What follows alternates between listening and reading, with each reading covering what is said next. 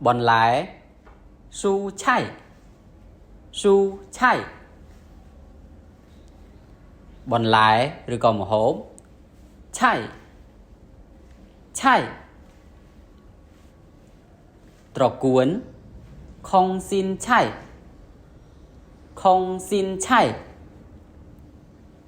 Spây bố cố tạ bái chay. Tạ bái chay. Spây bố cố bái chay. Bái chay. Spây cái đó chuẩn xin chay. Chuẩn xin chay.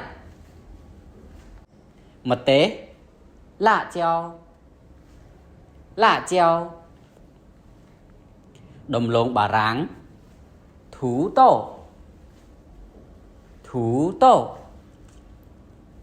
Drop chia tử. Chia tử. Trò sọ hoàng qua. Hoàng qua.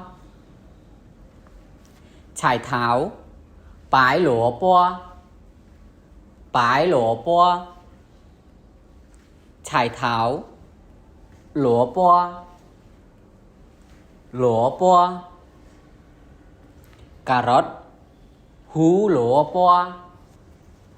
Hú lỗ bò. Ca khặt nà khiếu xi lán hoa. Xi lán hoa. Ca khặt ná hoa dễ chay. Hoa dễ chay. Spây tứa dầu chay. Dầu chay. Bền bó xi hồng sư. Xi hồng sư. Lập bấu nản qua. Nản qua. Trò lách tông qua. Tông qua.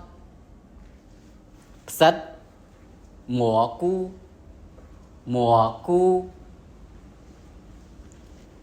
Nổn nống sư qua. Sư qua.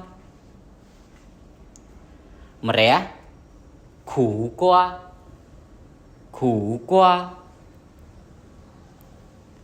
Tâm bà rắn dạng không. Dạng không. Dạng không. Mờm chút liền ổ. Liền ổ. Nhấy sân trang. Sân trang. Mờm cái tầm gió tạ soạn. Tạ soạn.